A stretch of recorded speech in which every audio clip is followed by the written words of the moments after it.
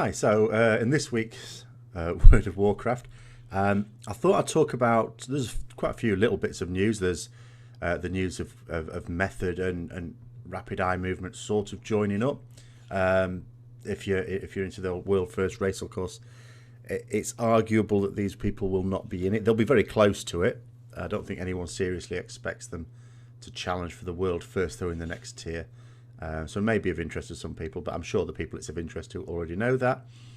But one interesting piece of news, which is not actually Warcraft news, but I don't know, I wish it was, is in Star Wars The Old Republic, the news that level sync is coming in. What this is, it's if you go back to a particular zone that's maybe a bit lower level than you are, but you've still got quests there. I mean, normally what would happen in an MMO or an RPG of any kind is you go there, you're not going to get much experience. You just sort of do it. I mean, we do it in World of Warcraft, don't we, for like the Lore Master type achievements, but we're not getting any experience for it, and the rewards are a load of rubbish.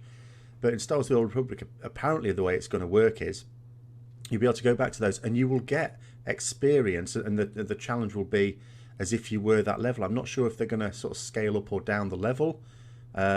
And so on. But I thought, wouldn't this be brilliant if it came to World of Warcraft? Because the problem we have at the moment when you're leveling up, especially with heirlooms and things like that, but even without that, is you can go through a zone and you'll be halfway through the zone. Because let's say you don't want to do dungeons and all that, because a lot of people just level up by standing in Orgrimmar or Stormwind and just click dungeon queue, click dungeon queue. But if you want to actually quest, you'll get halfway through the zone and all of a sudden the quest will be too low level for you. It's not really worth doing it. So you might as well just drop what you've got and go to the next zone. But wouldn't it be great if you could just follow that? And then there's actually other things that could lead on to this. If it was the case where whenever you went into a zone, you were automatically scaled up to that level. You still have your same basic abilities. So if you went to a really high zone, you don't get lots of extra skills. You've still got your basic skills. That's all you've got. But if you leveled up to that point and your gear's leveled up as well, it's scaled up, and there's absolutely the technology to do that, because it's no different to what's happening in time walking anyway. You could have a situation where you can genuinely explore again. I think something that I very much enjoyed about the leveling experience in vanilla, which does not exist at all now in any part of the game. You can argue it's difficult for this to exist in like new expansion zones, because you can only create so many. But in the 1 to 60 thing, like for every sort of level you were, there were always like 3 choices of place to go. So, for example, once you got out the starter areas, if you were in Elfland, you could go to, say, Darkshore, and there was Westfall in the human lands, and it was Loch Medan, I think, for the dwarf and Nomi areas. And I spent a lot of time exploring when I first played. I wasn't leveling up very quickly at all, but I was exploring. And I thought, wouldn't it be great if you could just go where you wanted in this game? It'd be great for new players as well. Just go where you want. You know, don't find yourself suddenly in a zone where you just get, you know, like Red Ridge Mountains for Alliance. You go there late teens, you're, you know, a little bit under level 20. You can easily go north and find yourself going towards the Burning Steppes, and then just got mullered by a rock elemental or a dragon whelp. But wouldn't it be great if you just naturally explore there, go into there, and you get scaled up to that level, and you can actually, you know, fight those monsters and even pick up the quests. And the quest rewards, again, you get a quest reward that is appropriate for your level. It's the same basic quest, but the stats are either scaled up or down according to your level. Wouldn't that be absolutely brilliant? Now, some people will say, well, they you know, might want a choice of that, so maybe it's a feature you could turn on or turn off, all right, so that you weren't forced to have it either.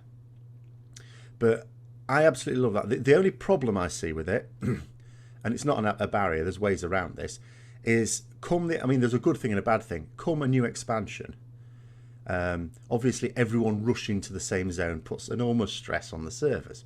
We saw that in Warlords of Draenor. In an extreme way, but you sort of get it. It's been a case in a few expansions. Now, it would be a good thing if some people thought, well, I'm not going to go and do those new zones. I actually want to I'll just go back to some level 30 stuff, and I've got quests there, I'll just do some of that. Probably that might not be ideal. Maybe they could sort of just say, okay, for the first month of a new expansion, this is going to be disabled and then it'll be put back on again. I don't know. Or maybe that would be a good thing to alleviate the problem. The only slight disadvantage to that is, obviously, we don't want this to be a situation where the developers feel, well, if it's an excuse to not have lots of leveling content. But I don't think that would be a real problem, because to be given their due, and even with everything that's happened with World of Draenor, the leveling experience I think has been very good, and I think a lot of people have felt it was good. There's always plenty of leveling content. I've played some MMOs. I was playing Elder Scrolls Online recently, and again, you're just reminded that the actual leveling content in that is only just enough to level, without any leveling boost, which didn't exist when the game first came out. You've got just enough. If you miss out a quest hub, you're going to struggle. You will just find yourself grinding mobs to get yourself above a certain level to get to the next point. World of Warcraft's never been like that. There's always plenty to do. You will leave stuff behind, come what may. So I don't think that will be an issue. But the other thing is, of course, what they tend to do is that they tell the story of the new expansion in the leveling process as well. So obviously that philosophy doesn't quite fit. You could end up, let's take World of Draenor, let's say this had existed. So people decided to level up in Ongoro Crater in Eastern Plagueland, say, or something like that. And then they got to level 100 and it's like, okay, what do we do? They haven't got the garrison and they haven't got any followers or anything like that. And it's, obviously they're not going to be keen on going through the whole leveling process without the level cap. So maybe what you can do is, condense the story down so that it only needs to be short quest chains in each zone. Like, take for example Talador, the actual necessary quest chain. There's loads of quests in Talador, but the important quest chain that ends in the Battle of Shattrath is actually relatively short. Maybe if it was that sort of thing, that even at level cap, if you didn't want to do any of the new zones when you went, and you probably would want to, but let's say you didn't, it wouldn't be too onerous at level cap just to do those few, get the necessary things together, and then go and do the heroic dungeons and raids and whatever else. So I would absolutely love it if this came to World of Warcraft. I think this would be absolutely great. It's really good for leveling out, as well as just your normal character. Just, oh, this zone's a bit full at this point. Just go back to another zone and do some leveling there. Mix and match it, perhaps. That'd be great. Now, the other sort of news is something to do with Warcraft logs. Anyone into raiding will sort of know about this, I hope. Now, at the moment, you look at, I've always say that there's this, if anyone's watched any of my raiding videos, you'll know I particularly dislike the percentiles aspect and the whole ranking aspect. Obviously, it's there and it's been there for a while. The logs are really useful for analysing your performance, but the percentiles and the ranking aspect of it are really bad because people will chase those and not do what they're supposed to do in a fight. Now, there's always been a situation where if you look at the ranking, it will tell you what percentile you've got, as in how well you've done compared to other people who did that fight of your class and spec. But then you can think to yourself, if you've got someone who is still progressing through heroic and they do like a heroic Iskar fight, and then let's say I do it just for a laugh one time with far superior gear, obviously they're not going to be able to compete with me. So they're probably going to be getting quite low percentiles. But you can look on the ranking thing. It also tells you how well you've done for your item level bracket as well. I think, as I understand the news, they're actually going to change it so that the percentiles are that. It's how well you've done for your item level bracket. Now, you can see the appeal of that. So you haven't got people who might actually be doing pretty well within their raid group, but they're always going to be getting low percentiles just because of the way their raid group does it, or just because of how far behind the curve they are. But there's a downside as well. Because it's going to be based on bracket, so it's not how much damage you do, it's how much damage you do for this item level bracket.